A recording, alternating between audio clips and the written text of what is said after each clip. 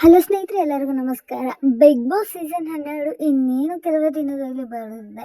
ಇನ್ನು ಈ ಸೀಸನ್ನ ವಿಶೇಷತೆ ಏನು ಅಂತ ಹೇಳೋದಾದರೆ, ಮೈಸೂರು ಅರಮನೆ ಥೀಮ್ನಲ್ಲಿ ಅಥವಾ ದಸರಾ ಥೀಮ್ನಲ್ಲಿ ಬರ್ತಾ ಇದೆ ಅಂತ ಹೇಳ್ಬೋದು. ಇದು ಈಗಾಗಲೇ ಪ್ರೊಮೋ ಒಂದು ರಿಲೀಸ್ ಆಗಿದ್ದು, ಈ ಪ್ರೊಮೋದಲ್ಲಿ ನೀವು ನೋಡಿದರೆ ಮೈಸೂರು ಅರಮನೆಯ ಚಿತ್ರಣ ಜೊತೆಗೆ ಹಂಪಿಯ ಪಟ್ಟದಕಲ್ಲು, ಆನೆಗಳು ಇಂತಹ ಹಲವಾರು ಕರ್ನಾಟಕದ ವಿಶೇಷತೆಗಳು ಕಂಡುಬರಲಿದೆ. ಇದರಿಂದನೇ ಈ ಸೀಸನ್ ಉಳಿದ ಎಲ್ಲ ಸೀಸನ್ಗಳಿಗಿಂತ ವಿಭಿನ್ನ ಅಂತ ಹೇಳಬಹುದು. ಅದರ ಜೊತೆಗೆ ಈ ಬಾರಿಯ ಕ್ವಾಟ್ಲ ಕಿಚನ್ ಫೈನಲ್ನಲ್ಲಿ ಕೂಡ ಈ ನಾಳೆ ಬರುವಂತಹ ಒಬ್ಬ ಕಂಟೆಸ್ಟೆಂಟನ್ನು ರಿವೀಲ್ ಮಾಡಲಾಗುತ್ತೆ ಅಂತ ಹೇಳಲಾಗ್ತಾ ಇದೆ.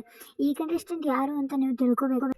ಈ ವಿಡಿಯೋವನ್ನು ಈ ಕೂಡಲೇ ಶೇರ್ ಮಾಡಿ, ಹಾಗೆ ಲೈಕ್ ಮಾಡೋದನ್ನ ಮರಿಬೇಡಿ.